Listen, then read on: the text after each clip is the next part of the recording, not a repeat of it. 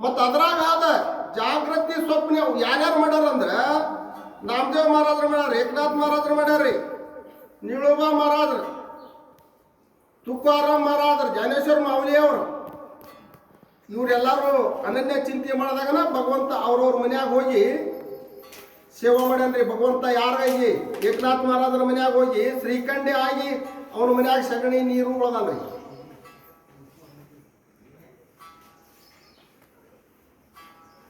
ಇಂಥವೆಲ್ಲ ಅನನ್ಯ ಚಿಂತೆ ನಮ್ಮ ಕಡೆ ಬಂದ್ರೆ ನಾವು ಮಾಡಿದ್ರ ಬಾಲಿಲ್ಲ ಸ್ವಲ್ಪ ಆದ್ರೂ ನಮ್ಗ ಭಗವಂತನ ಸೇವಾ ತಟ್ಟಬೋದಲ್ಲ. ಯಾಕಂದ್ರ ಈ ರಾಮಕೃಷ್ಣ ಹರಿ ಅನ್ನೋದ್ರಾಗ ರಾಮಕೃಷ್ಣ ಹರಿ ಅನ್ನೋದ್ರಾಗ ಏನೈತ್ರಪ್ಪ ಅಂದ್ರ ದೊಡ್ಡ ಬಲ ಐತಿ.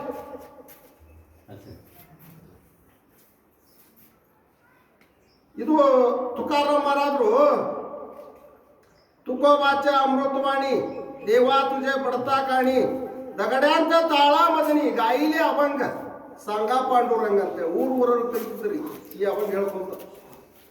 ನಾವು ನೀವೆಲ್ಲರೂ ಬರೀಪ್ಪ ಭಜನ ಮಾಡೋನು ಸೇವಾ ಮಾಡೋನು ಅಂತ ಕರಿತಿದ್ರಿ ಎಲ್ಲರಿಗೂ.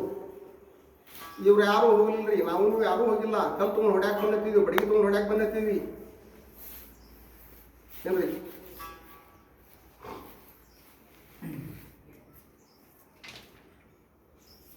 ಅಂತಾದ್ ಕೂಡ ತುಕಾರಾಮ್ ಮಹಾರಾಜರು ಸೇವಾ ಮಾಡೋದು ಬಿಡ್ಲಿಲ್ಲ.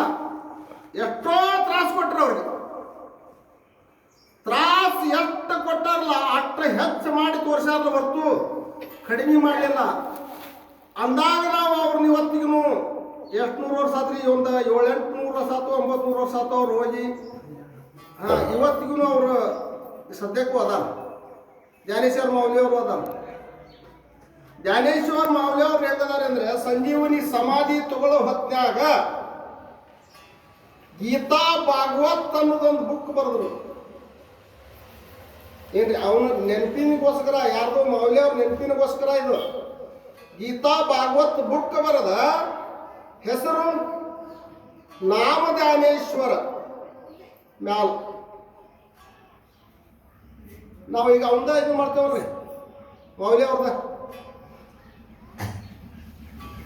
ಹಂಗಾಗಿ ಇವರೆಲ್ಲ ಅಷ್ಟ ವರ್ಷಕ್ಕೆ ಅನನ್ಯ ಚಿಂತೆ ಅಂತ ಮಾಡ್ಕೊಂತ ಹೋದಲ್ಲೇನೆ ಇವ್ರಿಗೆ ಭಗವಂತ ಭೇಟಿಯಾಗಿ ಎಲ್ಲ ಮಾಡಿದ. ಹಂಗ ನಾವು ಸ್ಮರಣೆ ಮಾಡಿದ್ರ ರಾಮಕೃಷ್ಣ ಹರಿ ಅಂದ್ರ ನಮ್ಗೇನು ಅಭಂಗ ಅನ್ಬೇಕಂತೇನಿಲ್ಲ.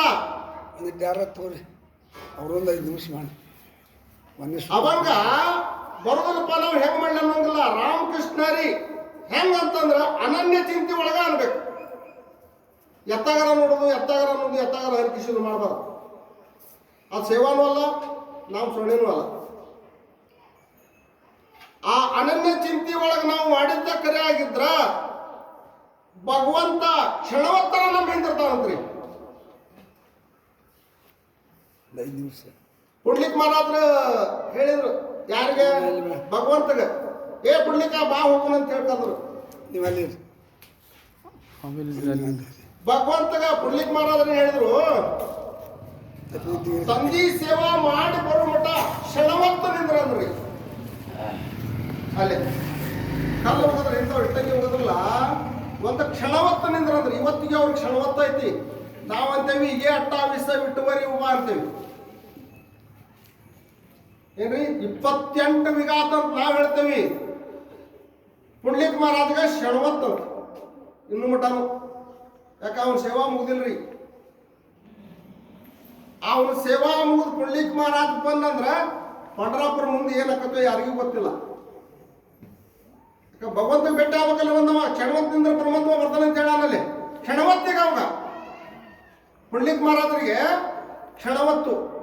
ಆಯಿ ಸೇವಾ ಬಾಪ ಸೇವಾ ಕರ್ತ ಎತ್ತು ಉಬಾ ಕ್ಷಣವತ್ತು ಅಂತ ಹೇಳ, ನಿಂದ್ರ ಕ್ಷಣವತ್ತು ಅಂತ ಹೇಳ ಪಾಂಡುರಂಗ. ಅದಕ್ಕೆ ಪಾಂಡುರಂಗ ಅವ್ನು ದಾರಿ ಕಾಕೊಂತ ನಮಸ್ಕಾರ ನಿಂತಾನ್ರಿ ಕೈ ಹಿಡ್ಕೊಂಡು. ಆದ್ನೇ ಬಂತು ಇನ್ನೊಬ್ಬರು ಮಾರಾಟದ ಅದಾರ.